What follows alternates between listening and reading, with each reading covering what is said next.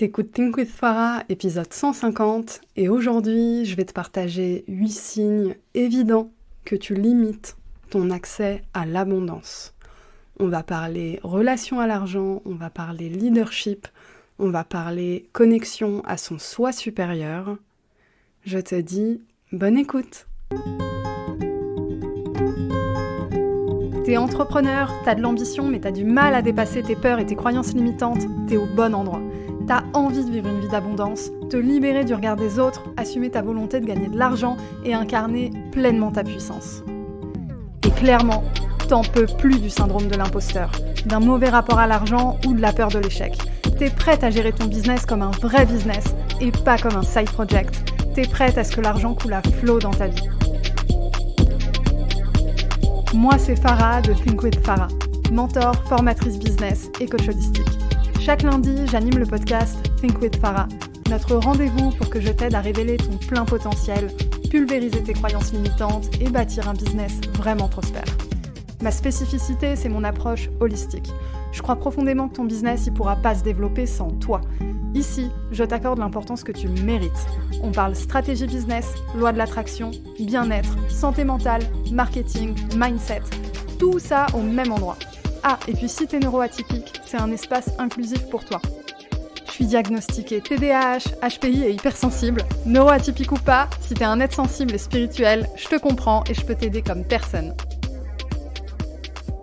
Au moment où l'épisode sort, on est en décembre 2023. Décembre, rien de nouveau, c'est la fin d'année, c'est le moment de faire le bilan, et c'est le moment de faire en sorte qu'à la fin de l'année d'après, tu ne te plaignes pas des mêmes choses et tu expérimentes le succès, l'abondance, la réussite des projets que tu as en tête. Et pour faire ça, ça demande une petite introspection. Et pour t'aider, je vais te partager du coup les 8 signes évidents que tu limites ton propre accès à l'abondance et au succès. Parce que oui, il y a de grandes chances que tu sois la raison qui fait que tu stagnes. Je dis pas ça pour adopter un discours culpabilisant, mais plus un discours responsabilisateur. Voilà. J'ai un peu de mal à dire ce mot. Mais bref, t'as compris l'idée. L'idée, c'est vraiment de te rendre ton pouvoir personnel. Et il y a un truc qui vient avec ça. Le pouvoir personnel, c'est pas uniquement te sentir au top quand tout va bien et quand t'es, on va dire, à ton seuil maximum de pouvoir, de sexiness, de charisme, etc. Le pouvoir personnel, c'est pas que ça. Le pouvoir personnel, c'est aussi prendre ses responsabilités quand il faut, quand c'est désagréable, quand c'est inconfortable.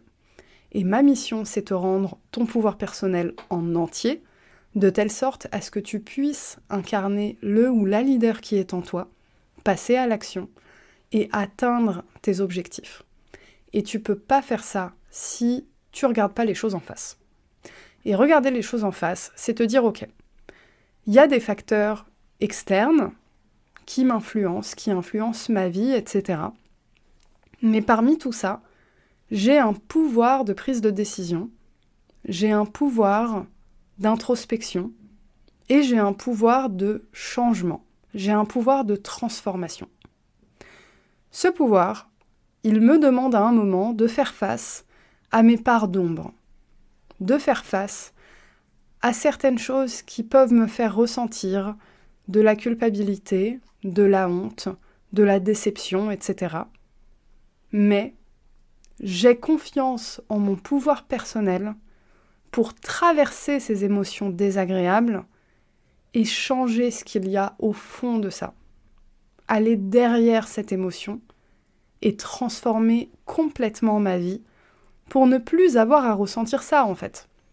Parce que quand tu ne fais pas ce chemin un peu désagréable finalement de faire face à toi-même, à tes parts d'ombre, ce qui se passe c'est que tu vas mettre un peu la poussière sous le tapis, tu vas te mettre des œillères, etc. Tu vas continuer de vivre ta vie avec un niveau de satisfaction moyen, satisfaisant mais moyen. Donc tu ne seras pas terriblement malheureux ou malheureuse, mais tu ne seras pas non plus exceptionnellement heureux ou heureuse. Et donc, chaque année, tu vas te dire « il me manque un truc ». C'est bien, mais je peux faire mieux. Pourquoi j'arrive pas à faire mieux, etc. Et en fait, c'est là où tu commences à nourrir tes peurs et tes croyances limitantes parce que tu as ton estime personnelle qui baisse un petit peu. Et on n'a pas envie de ça, clairement. Donc, je vais te partager 8 signes évidents que tu limites ton accès à l'abondance afin que tu puisses les dégager de ta vie. Donc, on commence. Le premier signe, c'est que tu as du mal à annoncer tes prix.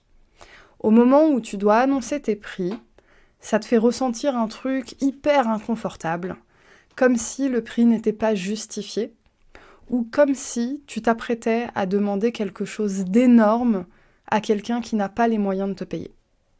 Comme si tu devais faire la charité, entre guillemets, et que demander de l'argent, ce n'est pas respectable, ce n'est pas à la hauteur de ta vision. Secrètement, tu aimerais faire ce que tu fais sans même avoir à te poser la question de l'argent.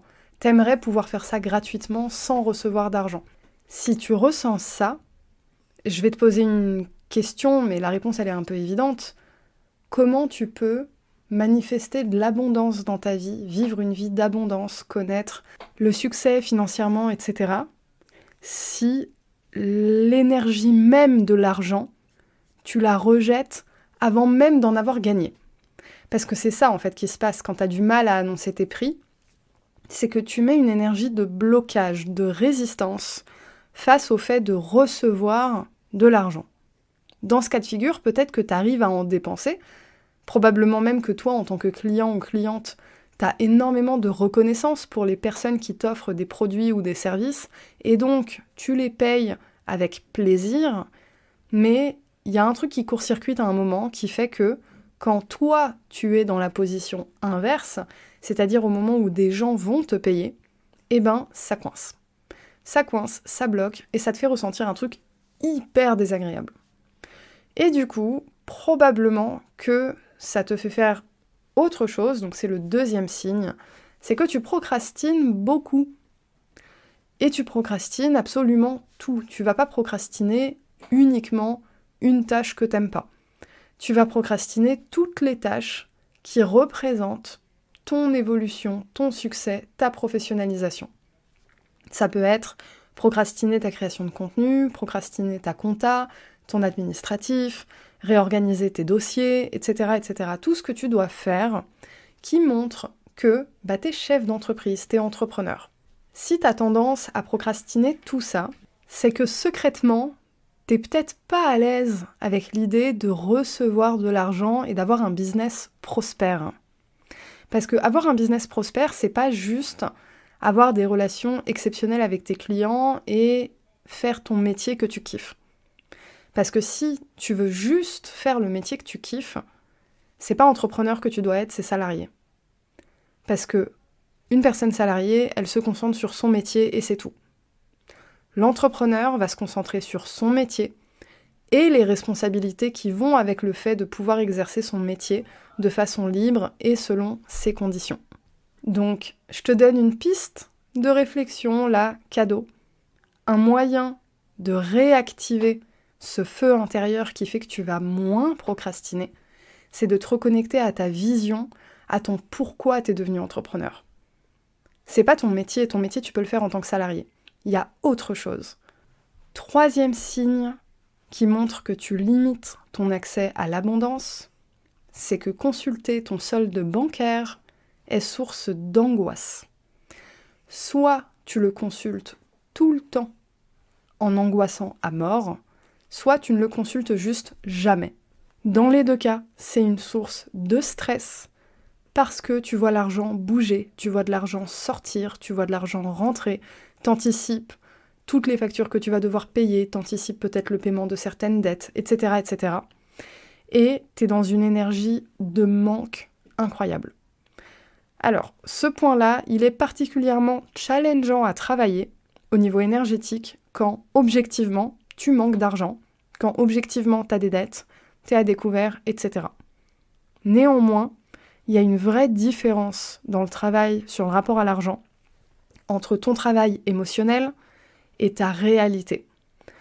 Ton travail émotionnel, peut se détacher de ta réalité. C'est-à-dire que quand tu mets pas de pleine conscience là-dedans, tes émotions vont être calquées au montant sur ton compte bancaire, pour faire simple. T'as de l'argent, ça va, t'as pas d'argent, ça va pas. Quand tu travailles ta relation à l'argent indépendamment de combien t'as sur ton compte, tu fais vraiment le travail émotionnel, tu vas commencer à te rendre compte que finalement, peu importe ta situation financière, elle n'aura plus du tout le même impact sur tes émotions, sur ton anxiété, etc. Et ce qu'il y a de magique là-dedans, c'est que déjà, au niveau de ta santé mentale, tu vas te sentir mieux, ton compte bancaire n'aura plus l'emprise émotionnelle sur toi. Donc ça, c'est une première chose qui est quand même hyper appréciable, disons-le. Et la deuxième chose, c'est que finalement, quand émotionnellement t'es apaisé, tu as de l'espace mental qui se crée. Et la conséquence de ça, c'est que quand t'as de l'espace mental, t'as la place pour trouver des idées innovantes et commencer à sortir objectivement de ta situation. C'est une des raisons qui fait que plus t'as de l'argent, plus t'arrives à en créer. C'est qu'en fait, plus t'as de l'argent, plus t'as de la sérénité et donc de l'espace mental pour travailler dessus. Donc ta mission, c'est travailler sur ton rapport émotionnel indépendamment de combien t'as sur ton compte. 4e signe, ton syndrome de l'imposteur t'empêche de facturer juste. T'as tendance à te sous-évaluer et t'as l'impression que si tu factures le prix juste, les gens vont te prendre pour une imposteur, vont se moquer de tes prix, vont juger tes offres, tu vas te manger plein d'avis négatifs parce que tu crois secrètement que ce que tu proposes, c'est naze, alors qu'en fait ça fait aucun sens parce que quand tu as un syndrome de l'imposteur, paradoxalement, c'est que tu accordes énormément d'importance à la satisfaction de tes clients et de tes clientes, donc jamais tu te permettrais de proposer un service nul. Donc en fait, c'est même pas logique de ne pas facturer le prix juste parce que tu sais dès le départ que tu mets toute l'énergie et tous les efforts nécessaires pour proposer un service de qualité. Et du coup, toujours dans le même état d'esprit, le 5e signe, c'est que quand on va te dire que t'es trop cher, non seulement ça va activer ton syndrome de l'imposteur, mais en plus, tu vas te sentir personnellement rejeté. On en revient au point 3, qui est consulter ton solde bancaire est source d'angoisse. T'as vraiment cette notion de lien affectif, émotionnel, énergétique à l'argent. Et c'est très dangereux comme lien parce que quand tout va bien, c'est génial.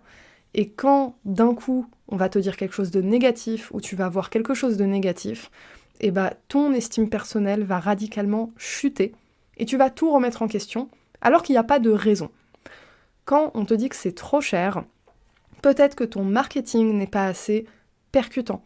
Auquel cas, tu peux travailler ton marketing, c'est rien de très difficile. Peut-être que la personne, elle est juste pas prête à payer ce prix-là. Donc c'est juste pas ta clientèle idéale, mais c'est ok, ta clientèle idéale, elle est peut-être ailleurs. À aucun moment, ça fait référence à toi en tant que personne qui est quelqu'un de pas bien. Donc quand tu te sens personnellement rejeté, quand on te dit que c'est trop cher, c'est un signe que ton énergie, ton lien émotionnel, ton lien énergétique n'est pas au bon endroit. 6e point, tu te sens coupable lorsque tu dépenses de l'argent pour te faire plaisir.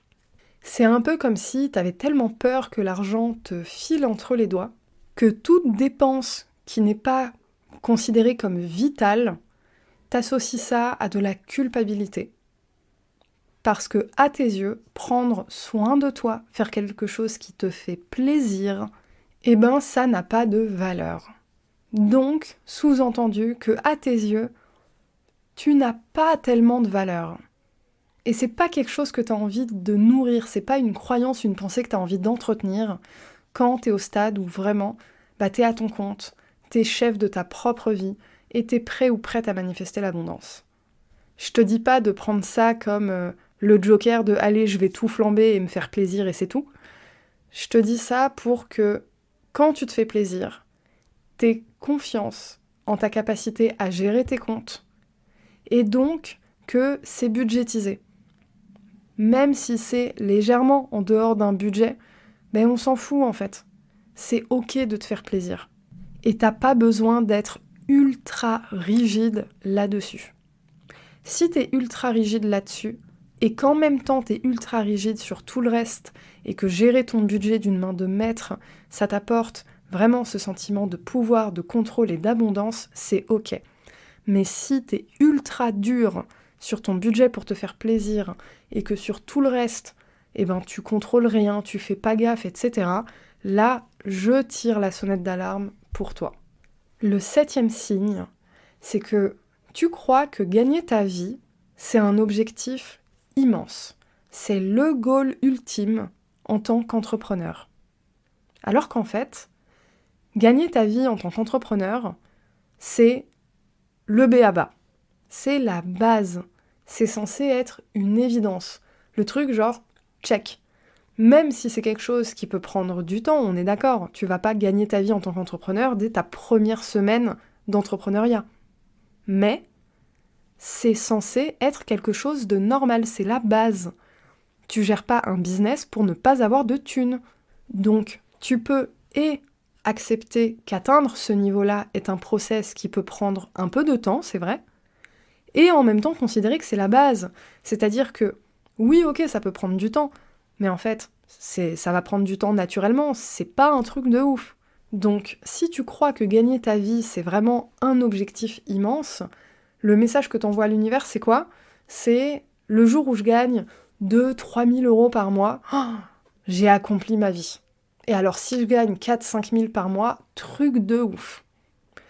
T'es en train de raisonner avec une échelle de salarié. Or, quand t'es entrepreneur, que t'es chef d'entreprise, ce raisonnement de salarié avec l'argent, t'as pas envie de l'avoir parce que tu fonctionnes pas sur les mêmes montants en termes de mouvement d'argent. Parce que t'as des responsabilités que les salariés n'ont pas. Parce que t'as des charges que les salariés n'ont pas. T'as des projets que les salariés ne peuvent pas mettre en place, etc., etc. Donc, tu peux pas continuer de raisonner à l'échelle d'un salaire quand t'as une entreprise à faire fonctionner. D'ailleurs, quand tu commences vraiment à te poser à faire l'exercice de la comptabilité d'entreprise, tu te rends compte très rapidement que tu as besoin d'augmenter tes prix et que tu as besoin d'être à l'aise avec le fait de faire circuler plus d'argent. Parce que si tu as envie de te former, si tu as envie de te faire coacher, de te faire accompagner, tu as besoin en fait d'avoir de la trésorerie pour. C'est pas en comptant tes sous à la fin du mois, à chaque fois, que tu arriveras à passer au niveau supérieur. Donc il y a vraiment un truc à débloquer ici sur le fait de devenir à l'aise avec le fait de simplement voir circuler l'argent dans des montants qui te paraissent hyper élevés, parce qu'en tant que salarié, tu les avais pas connus, mais qui en réalité, en tant qu'entrepreneur, ne sont pas des montants de ouf. Et du coup, 8e et dernier signe, t'as du mal à investir dans des choses qui te font du bien, mais sur le long terme. Je parle pas des dépenses pour te faire plaisir dans ton quotidien, je parle vraiment, cette fois-ci, des investissements. T'as du mal à investir sur toi. T'as du mal à mettre un billet sur une activité sportive, sur une activité culturelle, sur une formation, sur une thérapie, sur un coaching. Il y a des prestations, des services comme ça qui te font de l'œil, où tu sais au fond de toi que ça va changer ta vie, que ça va t'apporter du plus, mais au moment de payer, t'es en mode « non, cet argent, je vais l'utiliser pour faire autre chose de plus important ». Qu'est-ce qu'il y a de plus important qu'investir sur toi ? Je te dis pas de prendre ton abonnement à la salle de sport, ton abonnement dans ta salle de yoga, le mastermind de ouf, la formation de ouf, etc. quand t'as pas de quoi te payer à manger. C'est pas ça que je dis. Mais par contre, passer à un certain stade, il faut les faire, ces investissements. Il faut que tu dépenses pour toi. Et sur le long terme, pas juste j'ai craqué sur cette paire de chaussures, je vais me faire plaisir, ou alors je vais m'offrir un resto. Non, je parle vraiment de cet investissement qui va t'aider à te transformer sur le long terme, qui va faire du bien à ton esprit, qui va faire du bien à ton corps et qui va faire du bien aussi à ta vie et à ton business. Et là, je parle vraiment des investissements professionnels et personnels. Mais si, au moment où tu écoutes ce podcast, il y a un produit, un service, quelque chose qui te fait de l'œil depuis longtemps, tu sais que tu as les moyens de te l'offrir, mais tu te dis c'est pas le moment, etc., et bah c'est ton signe de peut-être revoir ce mindset et te demander si vraiment c'est pas le moment, auquel cas c'est justifié et fair enough, mais du coup, plutôt que juste te dire c'est pas le moment, eh ben tu vas te responsabiliser et tu vas budgétiser cet investissement, c'est-à-dire que tu vas te mettre un objectif, dans 1 mois je l'achète, dans 3 mois je l'achète, dans 6 mois je l'achète, peu importe, et tu vas tous les mois mettre de côté le montant qui va te permettre de t'offrir ça. Parce que si tu dis c'est pas le moment, mais tu ne fais pas tout ce que je viens de te dire, en fait, c'est pas que c'est pas le moment, c'est que t'as peur d'investir sur toi, et finalement, c'est un peu une excuse que tu te donnes pour ne pas dépenser cet argent, entre guillemets.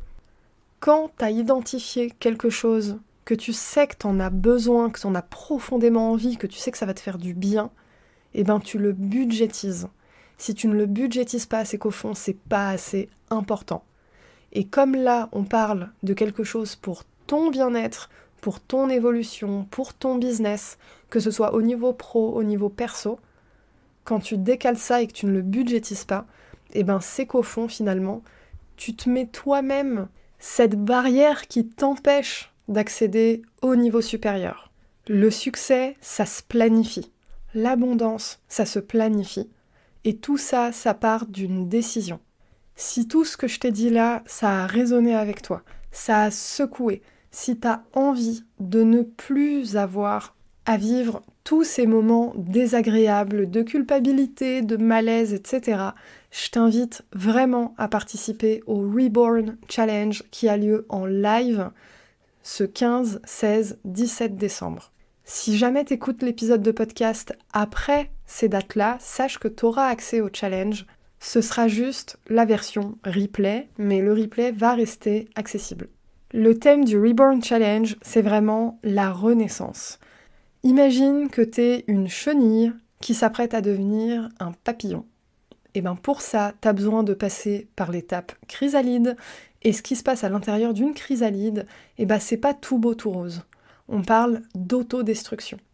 On parle de se dissoudre avant de libérer sa version grandiose. C'est ça qu'on va faire dans le Reborn Challenge.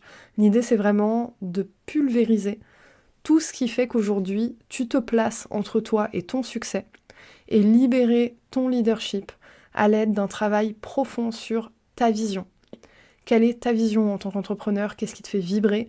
Qu'est-ce qui te fait dire « fuck it, j'y vais, je mets toute mon énergie et même si j'ai peur, c'est pas grave ». Le problème, c'est pas la peur, j'en ai déjà parlé dans des épisodes de podcast précédents. Faire les choses en ayant peur, c'est possible, c'est ok, et ça t'empêche pas d'atteindre le succès.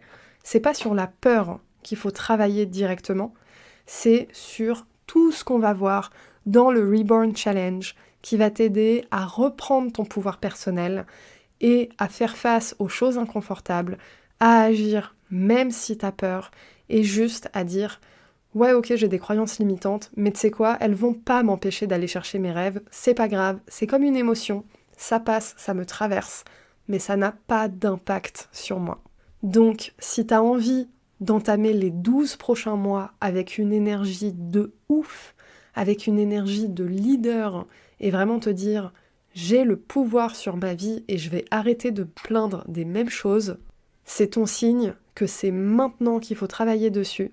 Donc je te mets dans la description de l'épisode le lien vers le Reborn Challenge. Je pense que tu l'as senti à ma voix, à mon intonation dans cet épisode, on est sur un truc hyper deep, hyper transformateur, et j'ai trop hâte de vivre cette expérience en live avec les personnes qui seront présentes, et puis toute mon énergie, toute mon intention part aussi auprès des personnes qui suivront le challenge en replay. Sur ce, je te dis à la semaine prochaine.